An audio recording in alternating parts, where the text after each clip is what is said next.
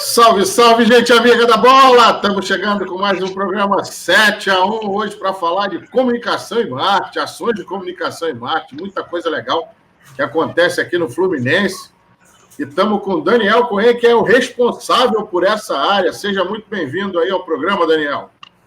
Obrigado pelo convite, né? Vai ser um prazer dialogar com vocês, com o público de vocês. É sempre bom trocar ideias e falar um pouco sobre o meu Fluminense. Espero que tenha aí alguns torcedores do Fluminense também aí na bancada e também acompanhando a gente. Na bancada tem tricolor, mas de São Paulo. Tricolor é que é co-irmão. Mas, enfim, você está representando o tricolor do Rio aqui. Tudo pode arroz. Seja muito bem-vindo. Léo, começo com você que trouxe aí o Daniel para conversar com a gente. Ô, Daniel, tudo bem? Prazer, muito obrigado aí pela presença, sua participação aqui conosco. Bom, entrando nesse papo de comunicação e marketing, ações, né, de marketing, principalmente nesse período de pandemia, vem colaborar muito para as finanças do clube, né? E diretamente com a participação dos sócios, né? Hoje, de acordo com o site do Fluminense, tem aproximadamente 38 mil sócios torcedores, né? Como é que é feita essa campanha? Como é que vocês tratam esse projeto para conseguir mais sócios torcedores para o clube? Então, uma pergunta muito boa, né? E durante a pandemia, a gente está completando agora 6 meses, né? Esse período de pandemia. Se a gente for fazer uma análise do que o Fluminense tinha de sócio antes da pandemia e o que tem agora, o Fluminense talvez seja o clube do Brasil que tenha mais crescido proporcionalmente. A gente não tinha nem 25 mil sócios no início do ano, agora a gente já está chegando nesse número que você citou de quase 38 mil sócios. Quer dizer, o Fluminense, obviamente, teve alguns sócios que saíram, né, devido a dificuldades financeiras ou outros tipos de problemas, mas a gente cresceu muito a nossa base nesse período da pandemia, e eu acredito que muito por causa do orgulho do tricolor dele ver várias ações do clube, ações de marketing, ações de comunicação. A gente tem uma equipe que é muito unida, né, que a gente, desde a primeira semana da pandemia, com a direção do Ronaldo França, né, que é o nosso chefe, começou a ter reuniões quase diárias com os gestores de toda a equipe. A gente começou a fazer várias ações, né, tanto que a Flu TV, ela começou no início da pandemia, ela não tinha nem 200 mil seguidores, hoje a gente tem mais de 600 mil seguidores, quer dizer, cresceu mais de 200% a nossa base, e isso daí tem acontecido em vários âmbitos, né, como você falou no início da pergunta, do sócio, está acontecendo isso nas redes sociais, e eu tenho certeza que isso daí é devido ao engajamento, à mobilização do torcedor tricolor, porque ele em nenhum momento deixou de ter orgulho, esse sentimento que a gente sempre alimenta da autoestima do torcedor tricolor, né, vendo muito o posicionamento institucional do clube. Né, o clube, ele sempre lutou assim, contra a volta precipitada do futebol, né, e também sempre defendendo a vida. A gente teve muita liderança nesse sentido. A gente fez várias ações de marketing, que depois a gente pode detalhar algumas. Teve várias lives solidárias. A gente fez, inclusive, um lançamento de camisa pioneiro. Né, a primeira camisa que a gente lançou com a Umbro, né, a gente lançou a camisa 1 e 2, a branca e a tricolor. A gente lançou numa live com um xamã, com um cantor, uma live que na época virou até tendência de mercado, né? Alguns clubes hoje em dia já estão fazendo isso. Hoje, inclusive, a gente está lançando a nossa terceira camisa, que está sendo muito elogiada, uma camisa bem diferente, bem ousada, com um design super moderno. E eu acredito que tudo isso, né, sendo feito na pandemia, é óbvio que tem dificuldade de trabalhar em home office, a gente agora está nesse StreamYard, né, a gente tem reunião direta por Google Meet, por Zoom, tudo, existe limitações de não ter, às vezes, reuniões presenciais, de não ter algumas viagens, tudo, mas a gente está se virando e tentando entregar tudo da melhor maneira possível. Acho que até um exemplo disso foi a festa de aniversário do Fluminense, que já virou uma tradição, a FluFest, que o Fluminense completou agora, em julho, 118 anos. A gente tinha uma tradição de fazer uma festa de aniversário com a presença da torcida do Fluminense, e a gente não deixou de fazer essa festa. A gente fez uma mega live, uma live de 8 horas, né, que finalizou com o cantor Ferrugem, e também a gente seguiu uma tradição do clube, que era lançar um livro. A gente também lançou um livro nesse dia, e entre várias outras ações com influenciadores digitais tricolores, entre outras ações que a gente vem realizando durante esse período. Boa, bem legal. Gustavo, vai lá. Tá, eu queria dar continuidade a esse papo do sócio-torcedor, porque sempre me intrigou Eu vejo que os programas, independente do sucesso deles, os clubes contam muito com a solidariedade dos torcedores. O cara tá lá porque, sei lá, você tá na pandemia, então eu quero ajudar meu clube, eu faço isso de coração só para ajudar. Enfim, ou quando tem um estádio novo, títulos, grandes ídolos, grandes contratações, são coisas que impulsionam, né? Fomentam os programas de sócio-torcedor. Mas, além disso, o que o programa do Fluminense entrega para os seus sócios de benefícios que seja atrativo para o cara aí, para o cara se tornar um associado, não por mera solidariedade, mas porque ele realmente encontra benefícios no programa do Fluminense? Então, pergunta muito boa. Eu acho assim que o programa do Fluminense ele já tem uma diferença gritante se a gente for comparar com todos os outros, porque o Fluminense talvez seja o clube mais democrático do país, né? O Fluminense é um dos poucos clubes que o sócio torcedor tem direito a voto direto para presidente. Isso daí eu acho que já é um diferencial enorme, né, do próprio torcedor se sentir um cidadão tricolor, dele se sentir participando, dele decidindo o futuro do clube, né? A gente sabe que isso daí gera um engajamento interessante do torcedor, e isso daí já é uma grande diferença comparado com qualquer outro programa de sócio que você pode ver no mercado. Tem outros benefícios, a gente dá um desconto significativo na compra de produtos oficiais licenciados na loja oficial do clube, né, um desconto de 10%. Isso daí, por exemplo, para quem compra uma camisa que custa R$300, por exemplo, é um desconto de R$30. Tem mensalidade que é R$30, quer dizer, ele não está, na verdade, sai praticamente de graça, então, a mensalidade do torcedor, só dando um exemplo de um benefício. Né, tem vários, a gente sempre manda muita coisa, no mínimo de 2 a 3 e-mails por semana, com exclusividades para o sócio, né? A gente manda, por exemplo, o press kit de cada jogo, a gente manda para o sócio, ele tem direito a acesso a esse conteúdo com exclusividade. Por exemplo, hoje a gente lançou a camisa, a gente divulgou antes para o sócio, né, como era o design, o desenho da camisa. A gente tem alguns programas na Flu TV, por exemplo, a gente tem um programa chamado Boteco Tricolor, que a gente faz no pré-jogo, em todos os pré-jogos do Fluminense, que a gente faz as transmissões de todos os jogos do clube, e também no intervalo. E nesse programa a gente dá o direito do sócio participar, né? Existe um quadro que se chama Fala Meu Sócio, que o sócio conta histórias dele, né, ligadas já... assim, a arquibancada, ligado até como que ele virou sócio do Fluminense, por quê, tudo. Enfim, tem vários benefícios, né, que o sócio entrando lá no site, ele vai perceber que é muito vantajoso ele ser sócio do Fluminense, né, isso sem contar que a pessoa pode ser sócia do Fluminense a partir de R$ 9,90 por mês, né, um valor praticamente irrisório, né, não custa nem um lanche hoje em dia, né, às vezes um cafezinho e um salgado sai mais do que isso. E também tem os benefícios quando voltar a ter público no estádio. O sócio, por exemplo, de determinadas categorias tem direito a ingresso ou tem direito a desconto no ingresso também. Assim, são inúmeros benefícios que, se o sócio for colocar no papel, ele vai sentir algo tangível mesmo que vale a pena ser sócio. Bacana.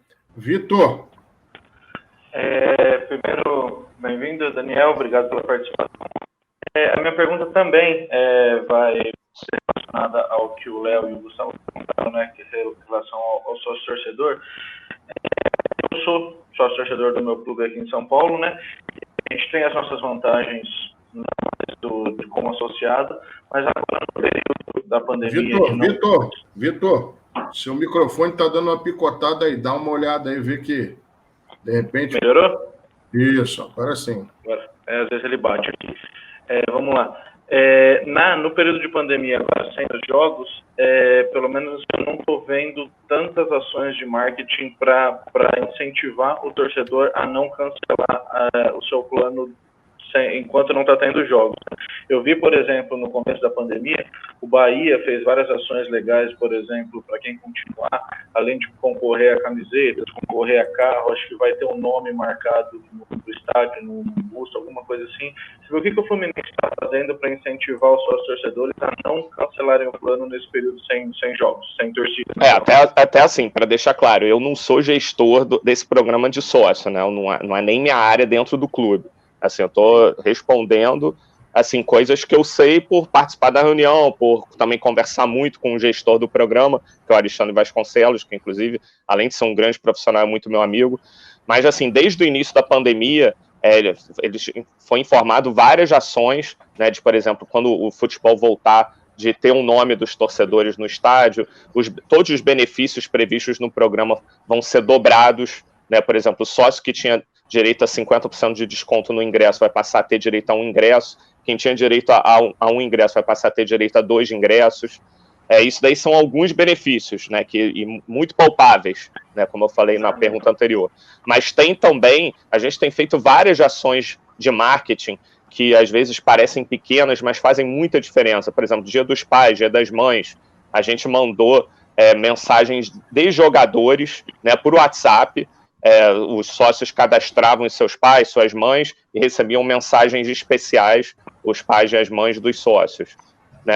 Isso daí foi uma ação que fez muito sucesso na época. A gente também distribuiu livros virtuais, e-books, né, no início da pandemia, até para estimular a leitura do sócio, o conhecimento de história do clube, e foi até mais de um. A gente fez um com um livro dos 110 anos do Fluminense, que foi atualizado, tem até a venda na Amazon, no Google, tudo. Aí a gente disponibilizou esse livro com exclusividade para os sócios, né, mandou o PDF para todos os sócios do livro, gratuitamente, e também a gente fez uma ação de ingressos virtuais num dos jogos do Fluminense que passou VT, né, na Globo, o jogo do Tetra, e a gente também disponibilizou o livro oficial do Tetracampeonato para quem fizesse parte dessa ação. Quer dizer, tem várias ações que a gente bolou, diferentes, criativas, e que o sócio se sentiu respeitado, se sentiu feliz por estar participando disso daí. Legal. Luiz? Boa noite, Daniel. Obrigado pela participação.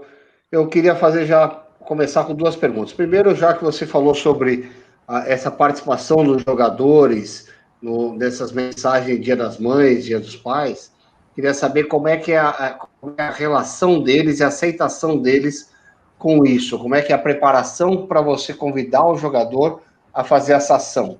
Porque nem todos devem ter essa mobilidade para fazer.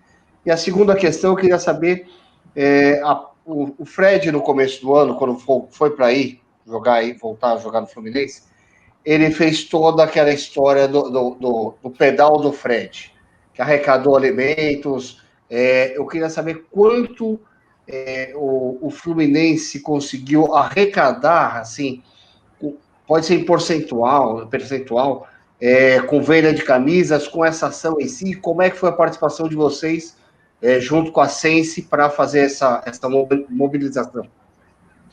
Então, são 2 perguntas bem longas, né? Vai ser difícil. Vou levar um tempo para responder. Mas então, a primeira. A primeira, sobre esse relacionamento com o futebol, tudo.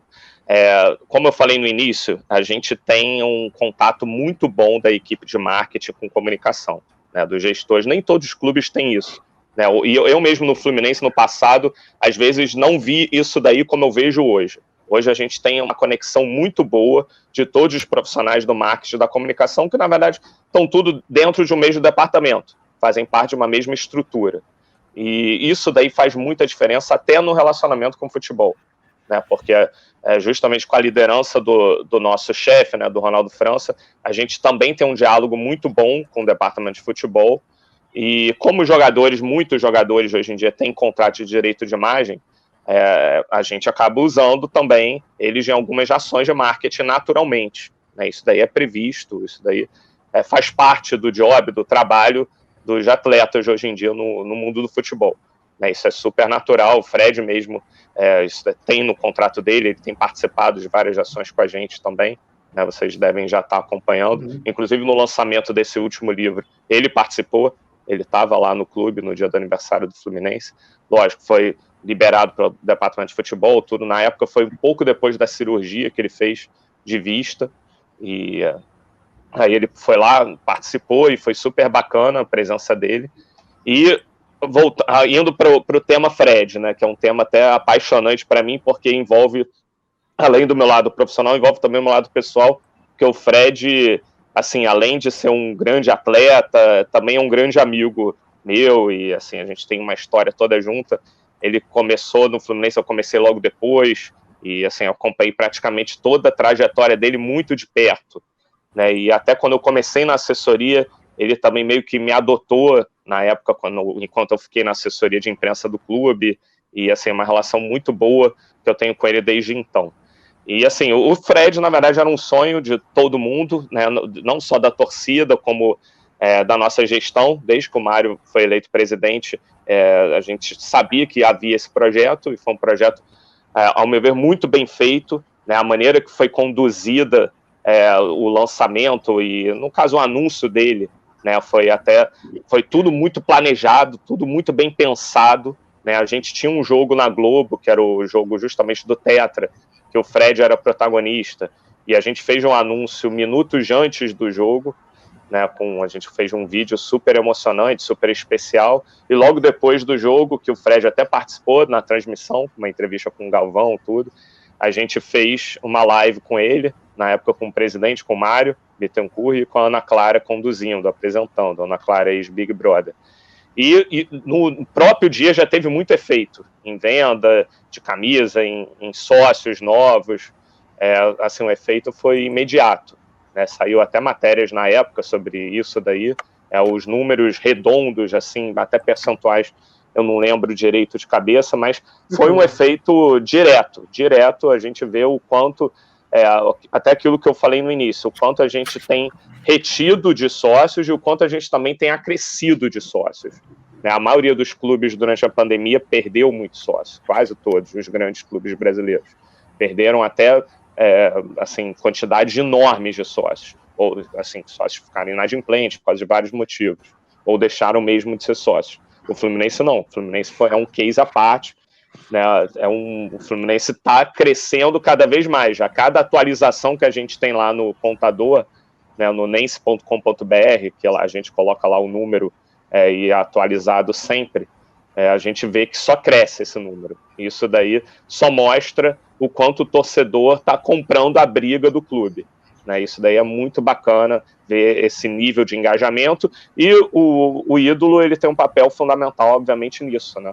Porque o Fred é um ídolo histórico do Fluminense, é o terceiro maior artilheiro da história do clube, tem 173 gols com a camisa do Fluminense, com esse gol recente que ele fez contra o Vasco, está perto de chegar no segundo lugar, né? O segundo lugar é o Orlando Pingo de Ouro, que tem 184, acredito que até o fim da trajetória dele no Fluminense ele vai alcançar isso daí, esse posto, e ele é o maior artilheiro do Fluminense na história em jogos oficiais, que também é um dado bem interessante para o currículo dele, para a carreira dele, tudo. Ele está prestes, inclusive, a completar 300 jogos com a camisa do Fluminense, está prestes a completar 400 gols na carreira. Ele é um dos jogadores, pelo menos no Campeonato Brasileiro, por pontos corridos, ele é o maior artilheiro. No Campeonato Brasileiro total, ele é o quarto lugar, mas já passou o Zico, e está muito perto do Romário e do Edmundo. Se bobear, ele vai ficar em segundo, né? Só o Roberto Dinamite é um pouco mais distante.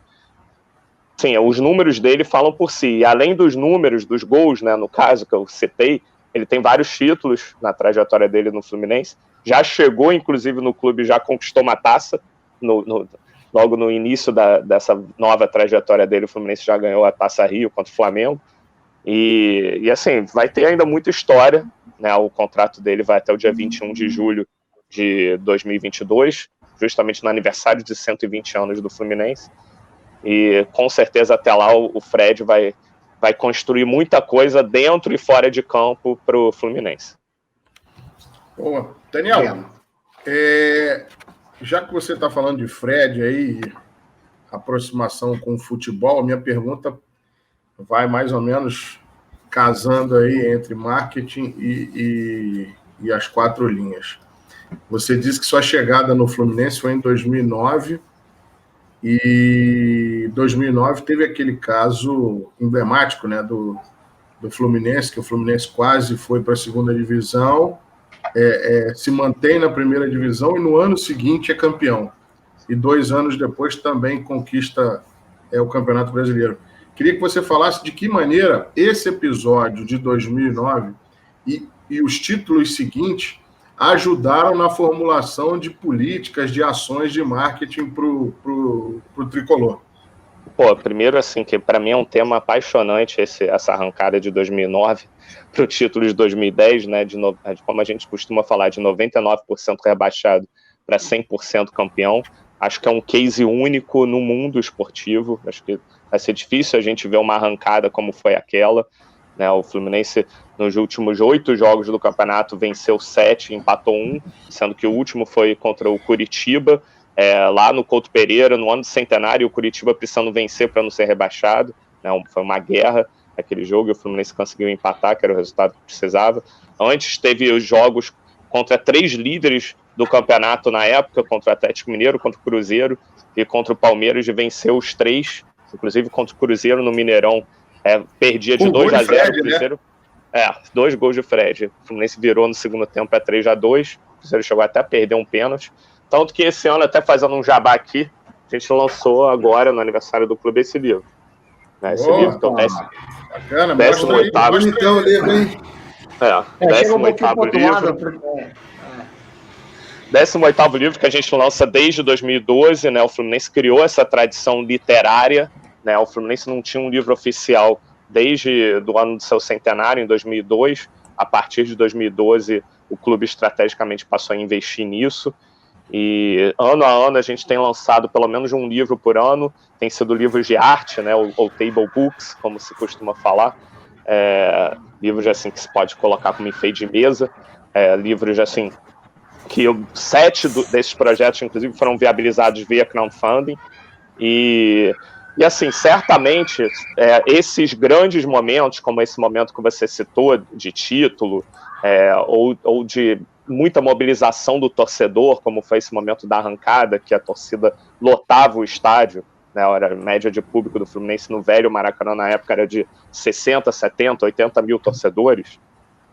Isso daí faz com que o torcedor, obviamente, esteja mais perto, né, da instituição nesses momentos, assim, que o clube está na crista da onda, que está aparecendo muito, tudo.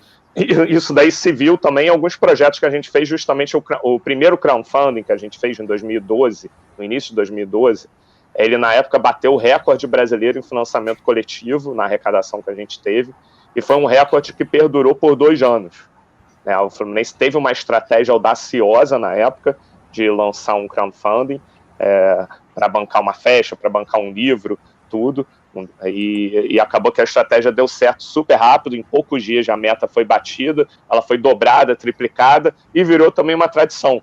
A gente acabou bancando várias iniciativas de marketing, de comunicação, com um cheque em branco do torcedor.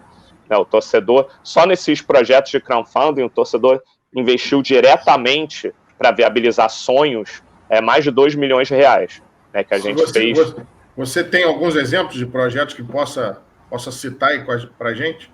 Eu vou dar um exemplo bem legal, que é um projeto que a gente, na verdade, que seria o do Casal 20, né, a homenagem que o Fluminense fez para o Casal 20. Justamente em 2009, que é essa época que você falou, a gente tinha feito o Washington Day, né, porque o Washington assim, um grande ídolo do Fluminense, para quem não conhece, nos anos 80, um grande artilheiro, tudo. Eu acho que alguns daqui devem ter visto o Washington jogar. Sim. E assim, o Washington, Assis, uma dupla perfeita, que foi campeão brasileiro em 84, tricampeão estadual em 83, 84 e 85, sempre fazendo gols, sempre como protagonista. E assim, o Washington, ele teve uma dificuldade de saúde muito grande, que ele teve esclerose lateral amiotrófica, né, uma doença muito delicada. Ele estava com dificuldade financeira também, e na época a gente fez uma campanha de arrecadação de fundos, a torcida comprou a briga, conseguiu assim, ajudá-lo de modo significativo. A gente fez outros projetos também na época, a gente lançou um projeto chamado Tricolor em Toda a Terra, que era de viagens pelo Fluminense, pelo Brasil, pelo mundo, e a gente fez alguns projetos temáticos com receita, com renda, né, direcionada também para o Washington, e acabou que em 2014, num intervalo muito curto de tempo, de apenas 6 semanas, né, de 42 dias, justamente na época da Copa do Mundo, em maio o Washington tinha falecido, e logo depois o Assis faleceu. Uhum. E assim, eles assim, são muito representativos na história do Fluminense, são grandes ídolos, grandes ícones da torcida, tudo. E assim, a gente queria fazer uma homenagem forte para eles. Já tinha até na época um livro em andamento com eles, tinha até um contrato já assinado com eles para fazer esse livro, mas a gente resolveu fazer um projeto muito maior. A gente resolveu fazer um livro que não tenho dúvida que, pelo menos de todos os livros que eu fiz, sem modéstia alguma, foi o melhor livro feito, primeiro que foi um livro com mais de 500 fotos, que é super raro, você fazer um livro com mais de 500 imagens. A gente recorreu a todos os acervos possíveis, inclusive vários de São Paulo. A gente comprou fotos da Agência do Estado, da Folha de São Paulo, da Gazeta, fora também a Agência Abril, todas as agências possíveis de banco de imagem, a gente adquiriu fotos para esse projeto. E a gente lançou também 2 bustos deles na sede do clube, 2 bustos em bronze, com um artista renomado que fez, fora medalha. A gente fez fez uma grande exposição também, e tudo isso só foi viabilizado por causa do torcedor. O torcedor participou, quis fazer parte desse projeto, quis entregar esse tipo de homenagem, e se não fosse o torcedor ser quase que o curador disso tudo, esse tipo de homenagem histórica não teria acontecido. Boa, bacana. Léo, tá ouvindo aí, meu amigo? Fui pro espaço e voltei. Tô ouvindo. Tá travando um pouquinho aqui, mas tô ouvindo. Beleza. Tá ouvindo? Vai lá, gente. Tá. Pode ir, faz sua pergunta aí. Vamos lá. Daniel, em tempos, né, que vários clubes do cenário nacional enfrentam dificuldades para ter um patrocínio master estampado na blusa, o marketing e a comunicação acabam sendo uma ferramenta que acaba sendo, digamos assim, auxiliando a atração de novos recursos, captação de novos recursos, né? E o Fluminense realiza alguns eventos, né, musicais, como o FluFest, e, enfim, entre outros, né, que eu queria que você falasse um pouquinho. Pô, legal falar sobre esses eventos. Isso daí é um tema que, para mim, é muito apaixonante. Gostei até de você abordar essa pergunta, né? Porque, assim, a FluFest posso falar de vários eventos, até porque tem vários eventos que eu participo diretamente como curador, ou como idealizador, ou como organizador, mas a FluFest em si é um projeto que eu tenho um carinho enorme, porque a FluFest surgiu, na verdade, em maio de 2015, né? E ela foi muito inspirada na FIFA Fan Fest, da Copa do Mundo de 2014. Né? O próprio nome, o próprio conceito em si. Né? O que aconteceu na época? O presidente do clube da época, ele tinha assim, questionado as festas de aniversário do Fluminense, né, que até 2014 eram festas muito fechadas, muito elitistas, caras, e para festas deficitárias, até para o caixa do clube, deficitárias já até às vezes em 6 dígitos, por exemplo, e assim, estava questionando o perfil delas, falou que a gente tinha que mudar, tinha que fazer algo diferente para não só atrair assim, pessoas com faixa etária mais elevada, mas assim, pessoas mais jovens, a própria arquibancada para entrar dentro do clube e participar desses eventos. E dali, na época, conversando com o Heitor Dalencourt, que foi um grande companheiro meu de trabalho por muitos anos no Fluminense, hoje em dia ele está morando em São Paulo, trabalha com o Bial lá na Globo, é produtor do programa do Pedro Bial, e a gente acabou idealizando esse projeto da FluFest. Na época, a gente até criou um crowdfunding para a torcida bancar o evento em si, e a gente fez uma festa na época no Salão Nobre para 1.000 pessoas, que era o que cabia, né, no Salão Nobre, que a gente tinha de autorização, e foi um sucesso na época, acabou dando super certo. Na verdade, não foi só a festa em si, A gente fez um dia inteiro temático no clube, como se fosse uma Disneylândia tricolor, com vários eventos pelo clube, vários lançamentos de produtos, tipo camisa retrô, livro, assim, vários produtos copos, assim, foram lançados ao longo do dia, medalhas, tudo para o torcedor participar, adquirir e ajudar, obviamente, no caixa do clube. E, assim, foi um evento que deu super certo, ficou na boca do torcedor do Fluminense, e a gente foi amadurecendo e crescendo ano a ano, né, trazendo alguns artistas. Aí teve a Blitz, que participou, teve o Paulo Ricardo, sempre artistas tricolores, né?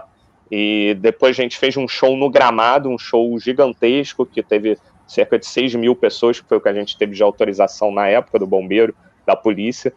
A gente fez um show com Lulu Santos, né, um hitmaker, assim, não precisa nem falar, do tamanho dele, da envergadura dele, que também é tricolor. E esse ano a gente fez com Ferrugem, que era até um pedido da torcida do Fluminense, né, a torcida adorou a live que a gente fez também com Ferrugem.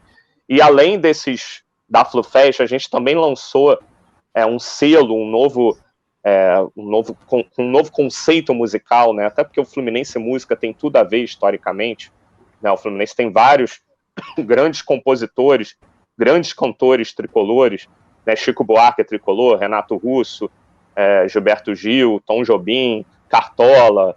Assim, eu ia ficar horas e horas citando vários nomes super significativos da história da música popular brasileira, que são tricolores e sempre tiveram orgulho de se declarar tricolor.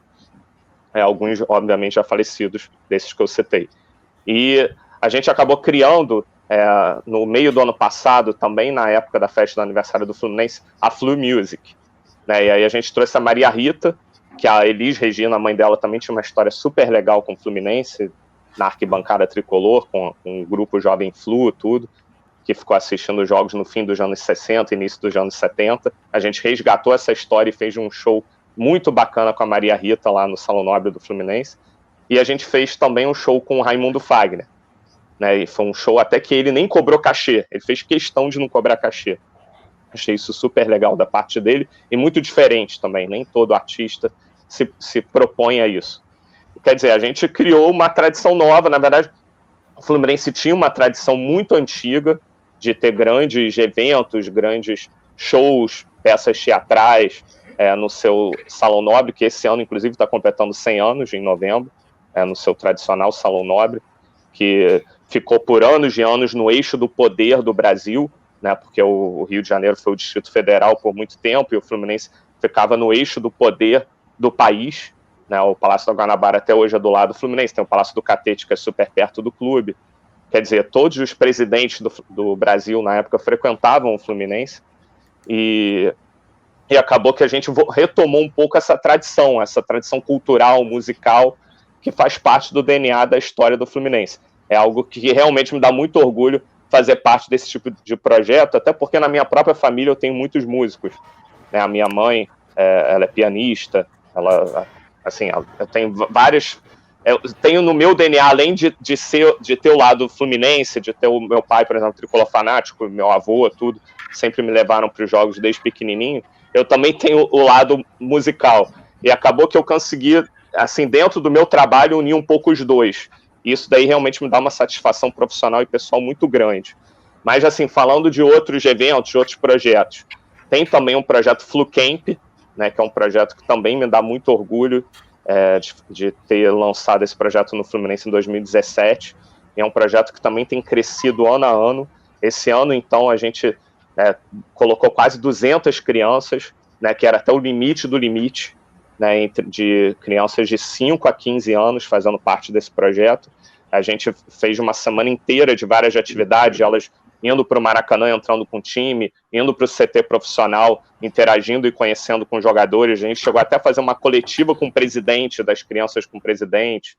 A gente também foi para Xerém, aí fez amistosos dos vários subs que a gente tinha, sub-7, sub-9, sub-11, sub-13, sub-15, jogando contra a garotada de Xerém, né, a escola modelo do Projeto Guerreirinhos, e assim, e várias outras atividades lúdicas, culturais, históricas, tudo, ao longo desse projeto.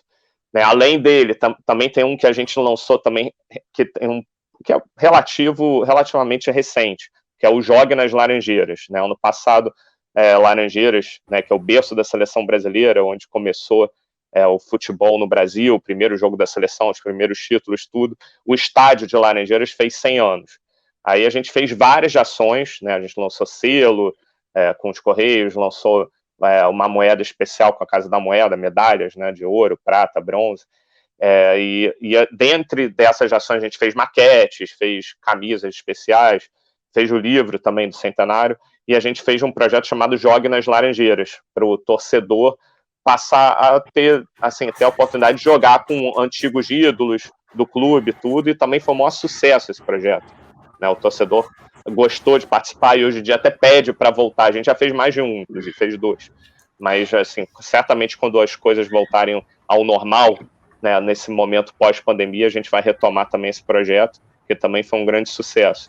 E, assim, eu poderia citar vários outros projetos, senão eu ia ficar horas aqui comentando. Então, antes que você fique horas comentando, deixa eu emendar minha pergunta, que eu queria entender exatamente o que é o trabalho do Memória, né? É um trabalho onde vocês trabalham com a história do clube, em livros, o que você faz além disso?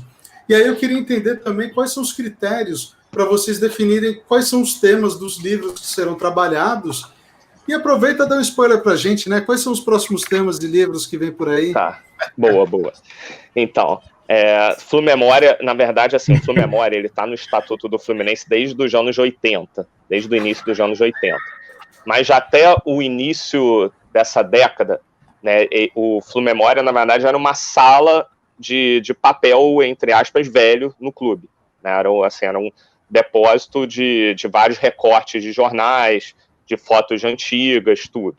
O que aconteceu a partir de 2011?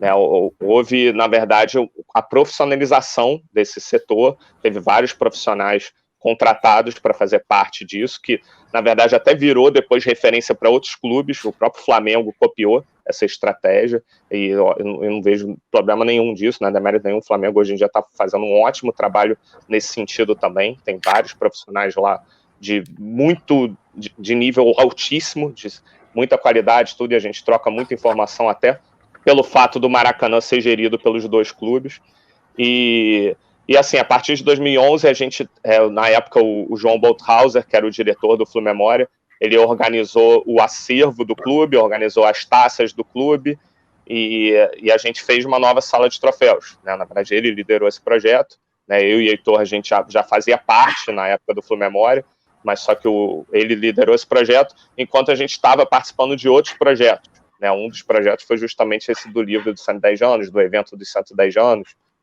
que a gente fez parte.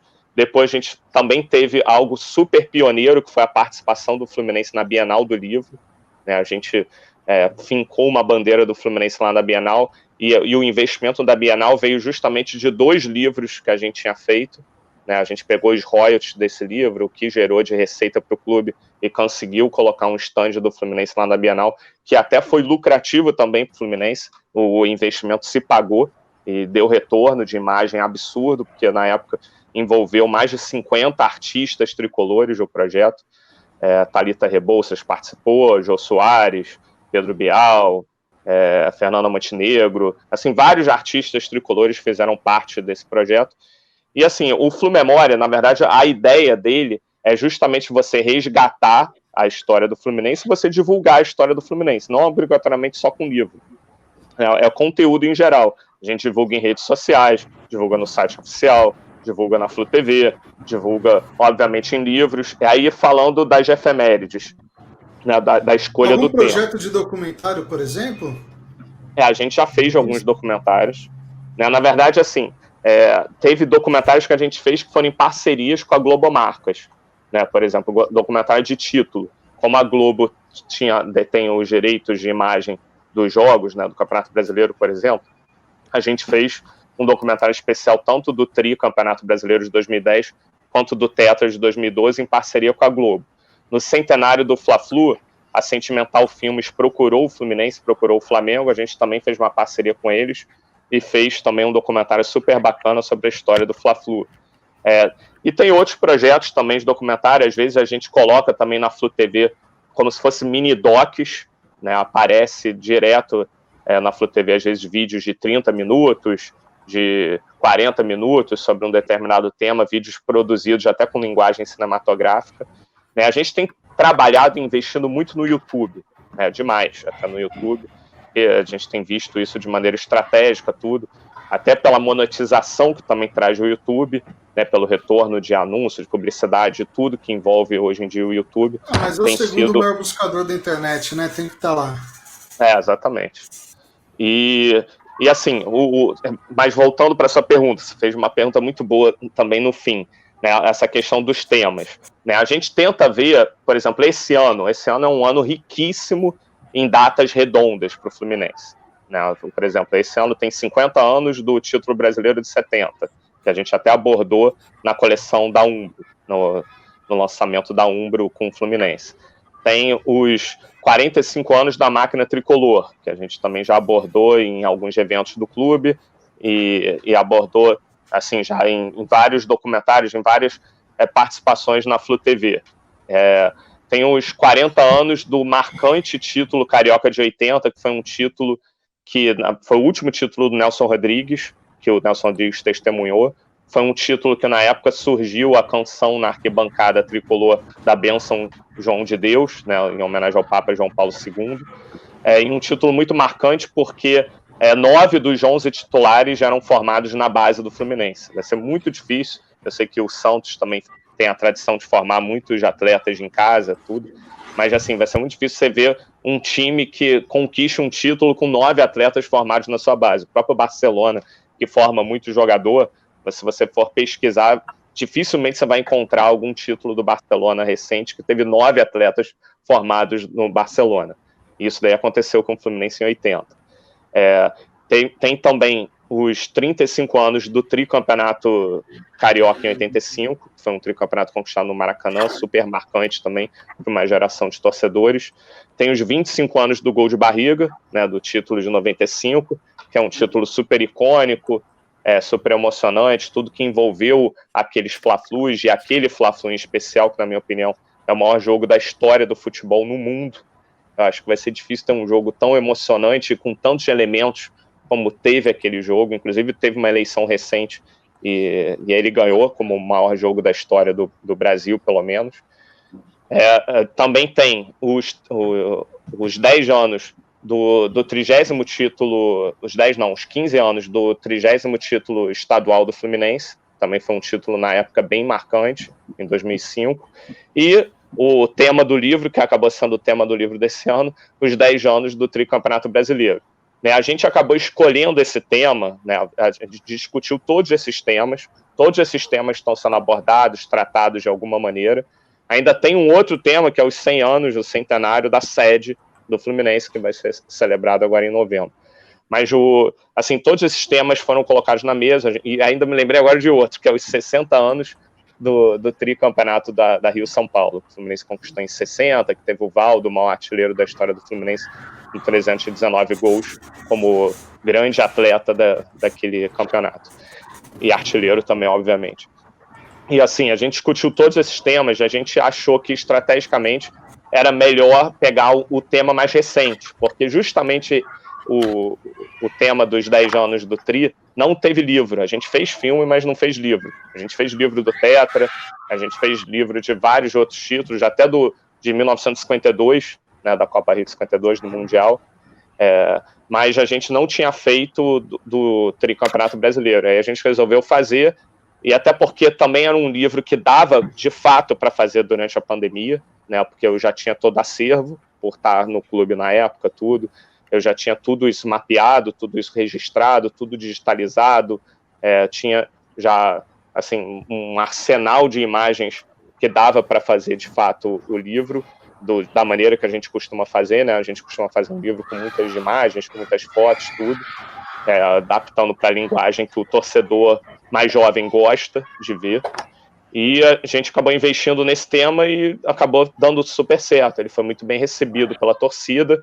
Eu acredito que até o fim do ano, se bobear, esse livro daí vai estar sendo esgotado. O spoiler, Legal. Você pediu um spoiler do exatamente. Seja bem objetivo. Quais são os seus temas? Não, na verdade tem vários temas, mas o próximo livro que a gente vai fazer é um livro que o Vasco até já fez um livro sobre isso, e o Flamengo também deve ter um projeto em breve, o Botafogo também. Na verdade, pelo menos os 4 do Rio vão fazer, não duvido que depois chegue em São Paulo, nos clubes paulistas, e é um livro que com certeza vocês, torcedores aí de times de São Paulo, vão gostar, que é Hoje é Dia de Fluminense. Né? Qual é a proposta do livro? Ele pega o calendário de 1º de janeiro a 31 de dezembro e fala tudo, pelo menos os principais temas que aconteceram com o clube em cada dia. Assim, a gente deve lançar esse livro mais para o período de Natal, é um livro que já está, como se fala no jargão editorial, que já está no prelo. Né? Um livro que, na verdade, eu não estou assinando, mas eu estou supervisionando o trabalho, é um livro que veio do pessoal de licenciamento, e o projeto passou para mim, para eu fazer a supervisão, curadoria, tudo, e é um livro que já está muito adiantado, a gente deve lançar mais para o fim do ano. Boa. Vitor! Legal, Daniel. Se eu não estiver errado na data, né, em 2019, o Flumemória lançou um espaço literário na sala de troféus do Fluminense, né? Eu queria saber assim, como que foi essa ideia, como que foi a execução desse projeto e quem que hoje tem acesso a esse material que está na sala de... Gostei da colocação, até porque mostra que você pesquisou e se preparou, né, para a entrevista. Bem legal. Ele pegou cola.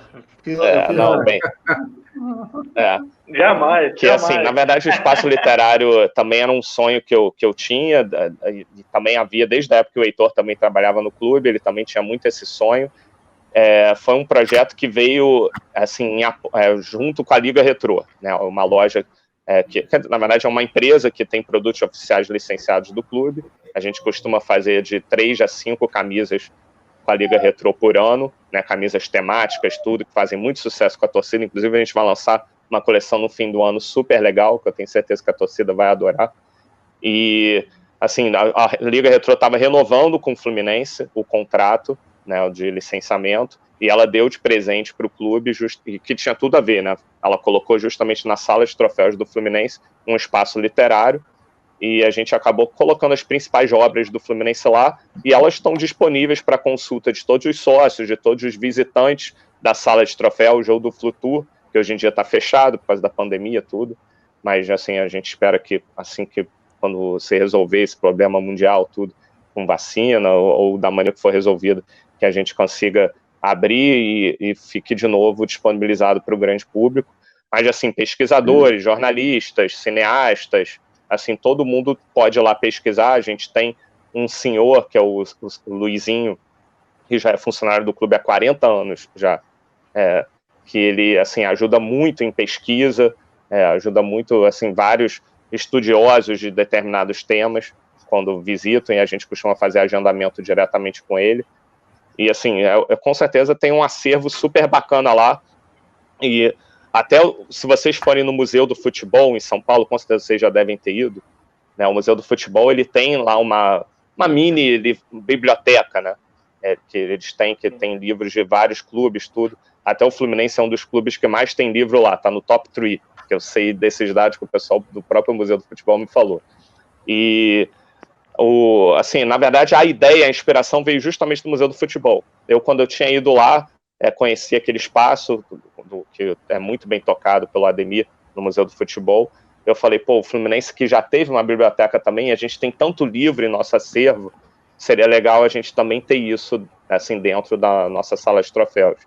E a gente lançou isso daí, foi algo autossustentável, né? Foi um investimento na época da Liga Retrô, e a gente conseguiu viabilizar mais esse sonho, esse espaço literário lá.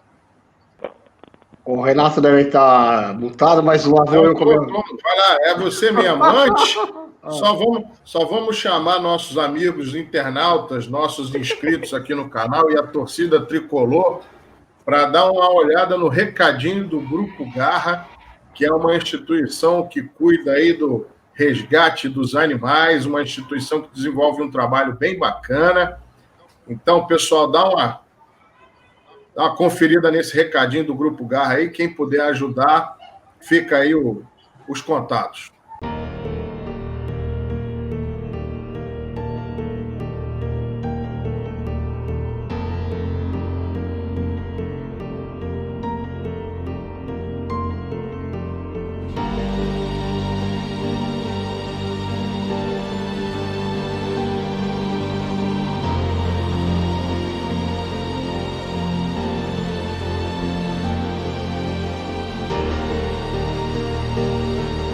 Daniel, primeiro eu queria parabenizar pela ação que lá atrás, no começo da entrevista, você falou que vocês, da participação de vocês na questão da pandemia, do Fluminense levantar a bandeira de não jogar.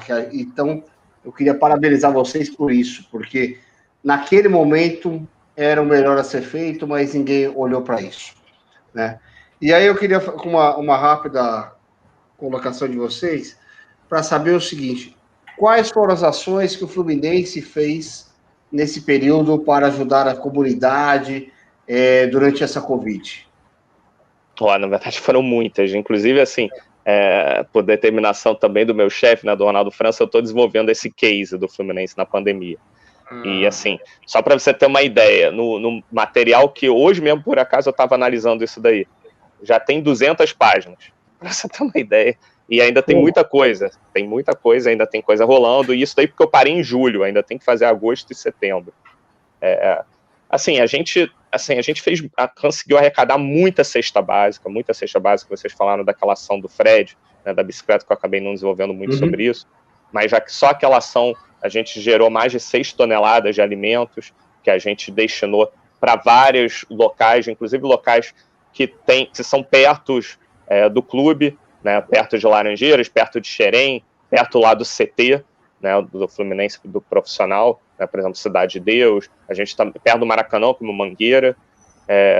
Assim, a gente destinou para vários, assim, comunidades carentes, né, essas cestas básicas.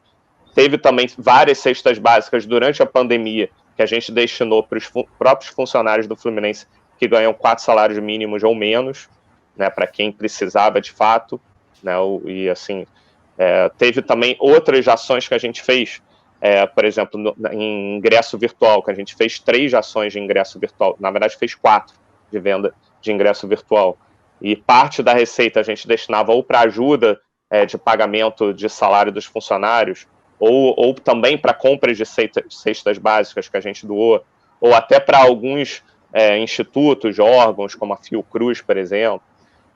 Em resumo, durante a pandemia a gente fez tanta ação, que realmente eu acho que é um case único, e eu tenho certeza que daqui a uns anos o Fluminense vai ser muito reconhecido por isso, né? Porque assim, se a gente for analisar a história do Fluminense, né, o Fluminense, em vários momentos da sua história, ele gerou justamente orgulho para o seu torcedor, e não à toa a gente tem visto tanto torcedor se associar ao clube, justamente por ele estar do lado certo da história, né? Por exemplo, em 1942, o Fluminense estava muito bem no Campeonato Carioca, né? O Fluminense largou no Campeonato Carioca nos 10 primeiros jogos com 9 vitórias e 1 empate, né? Tinha tudo para ser campeão na época, e na verdade o Fluminense teve um dos maiores times da sua história justamente nesse período, né? Foi um time que foi tricampeão estadual em 36, 37 e 38, foi base da seleção brasileira em 1938 na Copa do Mundo, depois foi bicampeão estadual em 40 e 41 e poderia ser tri em 42.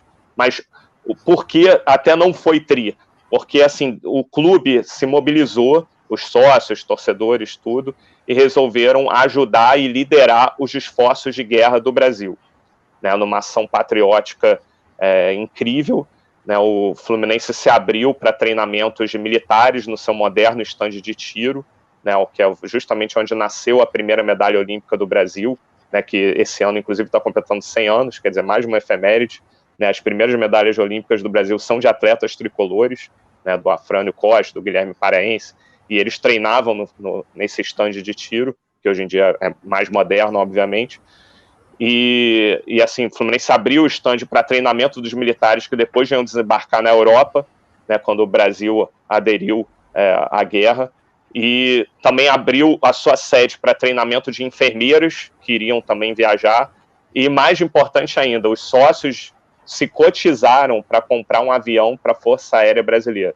Foi um avião que se chamou, na época, Coelho Neto, né, que é um dos, assim, foi a academia, o segundo nome da Academia Brasileira de Letras, né, o pai do Mano e do Preguinho, que ele tinha falecido na época recentemente. E assim, o Fluminense doou esse avião para a Força Aérea Brasileira, que foi um avião que foi inaugurado, inclusive, em um Fla-Flu, em Laranjeiras. E assim, algo que traz muito orgulho para a torcida do Fluminense. ter feito parte disso, e eu ia ficar horas, né, citando várias situações históricas do Fluminense.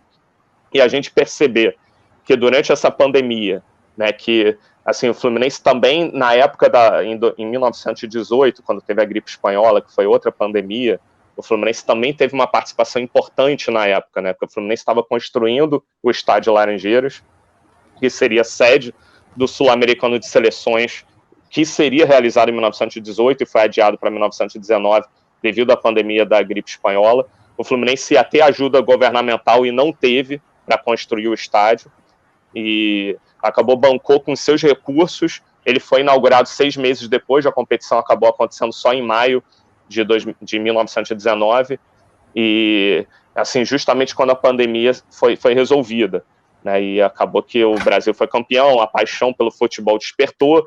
3 anos depois, inclusive em 1922, o Fluminense ainda ampliou o estádio, também sediou mais uma vez a Copa América da época, que o Brasil também ganhou, e ainda abriu a sua sede, né, não só o estádio, como a sede inteira, para ser sede dos Jogos Latino-Americanos, Jogos Olímpicos Latino-Americanos, que são precursores dos Jogos Pan-Americanos, né, que foi o grande evento em comemoração ao centenário da independência do Brasil. E tudo isso com recursos próprios, né? Assim, se a gente for assim, investigar a história do Fluminense, tem muito motivo de orgulho para o torcedor do Fluminense, né? Assim, se a gente for pegar a seleção brasileira, ela nasceu no dia do aniversário do Fluminense, no dia 21 de julho de 1914, no dia dos 12 anos do Fluminense. Teve um jogo dela em Laranjeiras, que inclusive o primeiro gol foi de um tricolor, do Oswaldo Gomes, o primeiro goleiro também era um tricolor, o Marcos Caneiro de Mendonça, e dali assim, surgiu a seleção brasileira. O departamento de futebol do Flamengo veio do Fluminense, né, veio de uma dissidência do Fluminense. O Fluminense tinha sido campeão estadual em 1911, invicto, aí tinha 9 jogadores titulares que discordaram do técnico e de outros 2 jogadores, e acabaram indo para o Flamengo, fundaram o departamento de futebol do Flamengo, e criou-se essa mística, né, esse grande clássico, o clássico dos clássicos, essa grande rivalidade sadia, saudável que existe entre esses 2 grandes clubes. O próprio Corinthians, né, poucas pessoas sabem disso, mas o Fluminense bancou em 1910 a excursão do Corinthians, em inglês, que gerou o nome do Corinthians Paulista. Se a gente for fazer uma análise, né, genética, fazer um mapa genético do futebol brasileiro, você vai ver o DNA do Fluminense praticamente em todos os grandes clubes do futebol do Brasil. Isso daí é fato, né? Não à toa o Fluminense é o primeiro clube com futebol no nome, né? O Fluminense Futebol Clube, né? É a raiz de ser do Fluminense. E assim, e tudo que está acontecendo durante essa pandemia faz parte justamente do nosso DNA também. Eu acho que assim, o Fluminense está do lado certo da história, e a gente hoje tem uma gestão muito humana, né? Enquanto outras gestões assim, demitiram, às vezes, dezenas, centenas de funcionários durante a pandemia, o Fluminense não demitiu nenhum funcionário, né? O Fluminense teve muito respeito aos seus profissionais, às pessoas que fazem parte dos seus colaboradores, né? E isso daí também dá muita motivação para todo mundo que trabalha no clube, né? Não à toa, assim, a gente tá indo bem assim, nos campeonatos, tudo, e eu tenho certeza que vai vir muita coisa boa aí pela frente. Bacana. Daniel, estamos chegando aqui ao final do nosso programa. Pô, passa rápido, muita história aí do Fluminense, quase 1 hora de papo. E eu queria encerrar perguntando o seguinte: como você é da área de comunicação e marketing, uma das coisas que se vê muito em clubes de futebol hoje em dia é a internacionalização de marca. E até um tempo atrás o Fluminense tinha um projeto na Europa, em que ele tinha participação aí num clube na Eslováquia. E aí eu queria saber o seguinte: parece que esse projeto não foi adiante, o Fluminense não exerceu o direito de compra, e eu queria saber de que maneira isso ainda ajudava na internacionalização da marca do Fluminense e o que é feito hoje para o clube ser conhecido de maneira internacional, se tem embaixadas, consulados fora do país, como é que está esse processo de internacionalização de marca do Fluminense? Eu acho assim, a partir do momento que a gente hoje em dia tem a Umbro, por exemplo, né, que é uma marca mundial, né, isso daí já não deixa de ser uma grande internacionalização da marca, né? A Umbro é uma empresa referência em fornecimento de material esportivo, né? Uma empresa inglesa, tudo. E assim, e o Fluminense... Mas o uniforme do Fluminense chega no exterior, através da Umbro, está chegando na Inglaterra, em outros mercados? A tendência é de chegar. Na verdade, assim, também é uma área que eu não cuido do clube, diga-se de passagem. Né, eu não cuido do relacionamento com fornecimento de material esportivo, não cuido também dessa parte de internacionalização, não cuido também de sócio que a gente falou. Assim, eu cuido as áreas que eu realmente trato no clube é mais conteúdo, né, eu sou o gestor de conteúdo do clube, Flu Memória, participo também diretamente da Flu TV, tem várias partes e eventos proprietários do clube que eu falei bastante ao longo do nosso bate-papo. Assim, nem todos os projetos, nem todas as ações, assim, eu tô envolvido diretamente. Lógico, por estar há muito tempo no Fluminense, né, por estar há mais de 10 anos no clube, acaba que eu tenho conhecimento de várias coisas, tudo. Desse negócio de internacionalização, por exemplo, nesse fim de semana, a gente teve uma visita de um vice-presidente de um clube lá de Portugal, que é o Estrela da Amadora, que tem uma história muito próxima ao Fluminense, né, uma história muito bacana, porque a Estrela da Amadora ela tinha um uniforme azul e branco, e ela mudou para as cores do Fluminense em 1951, por causa que o Fluminense tinha cedido 3 jogos de uniforme para eles, numa visita institucional que o clube tinha feito para Portugal. E desde então criou um laço forte entre os clubes, tudo. Entre outros clubes também, né? O Fluminense também tem uma tradição com o Vélez Sarsfield da Argentina, tem uma grande ligação até das torcidas dos 2 clubes, né? O Fluminense hoje tem um grupo lá no Uruguai que se chama Flu Uruguai, né? Que é um grupo assim com mais de 100 torcedores do Fluminense que são uruguaios e alguns sócios do Fluminense, inclusive. Legal, e assim, o Fluminense tem ido muito para o Uruguai em competições recentes, né, Libertadores, Sul-Americana, tudo.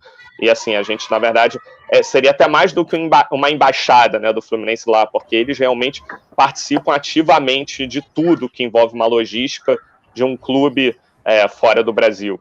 Né, o Fluminense teve também algumas Florida Cups, né, que a gente fez várias ações nessas Florida Cups, o Fluminense participou de 3, né, inclusive a gente lançou um livro em inglês de uma delas, um livro chamado We Are The Legend, que foi um lançamento bem bacana que a gente fez na época. Assim, poderia citar também várias coisas, a gente ia ficar assim, horas conversando, mas como eu falei, são temas que eu não sou o gestor desses projetos, né, eu só sei por estar lá, já assim, dá um overview. Por às vezes participar de algumas discussões, tudo, de às vezes opinar em alguns temas. Por exemplo, o Exeter City, da Inglaterra, que foi o primeiro adversário da seleção brasileira, é outro clube também que tem uma grande amizade histórica com o Fluminense e que fez até um amistoso com o Fluminense, com o Sub-23 do Fluminense, para celebrar o centenário do primeiro jogo da seleção brasileira. Na verdade, foi um amistoso de ida e volta. Teve um amistoso em Laranjeiras e teve um amistoso também lá na Inglaterra. Na época também da Copa do Mundo de 2014, o Fluminense fez um amistoso contra a Itália. Assim, eu poderia citar vários temas, vários assuntos, tudo sobre isso, né? Mas assim, como eu comentei, não é um tema, não é algo que eu sou o gestor do projeto. Assim, a minha área de atuação no clube são outras, né? É algo até que eu acho muito importante, muito estratégico, tudo, e que está sendo muito bem tocado, mas não é minha área de atuação no Fluminense hoje. Maravilha, mas só esse panorama, essa panorâmica que você deu aí, a gente já fica com uma noção de que o clube não tá de bobeira, pelo contrário, tá agindo. Daniel, queria agradecer a sua participação aqui no 7-1. Obrigadão. Valeu, Daniel. Aí, falar um pouquinho do Fluminense, falar um pouco dessas ações aí importantes. Obrigado, aí. Aproximação do torcedor e chamando já a torcida do Fluminense para conferir esse bate-papo aí, que logo tá no ar. Pessoal, estamos chegando ao final de mais um programa 7-1, e é aquilo, chega, faz a sua inscrição no canal, dá aquele joinha pra gente, comenta, curte, compartilha aí nossos conteúdos, e logo a gente está de volta trazendo muita coisa boa ligada ao futebol, tá bom? Um abraço e até o próximo programa. Falou, pessoal. Valeu, pessoal. Daniel. Obrigado, Obrigado, Daniel. Oh, oh, oh, oh.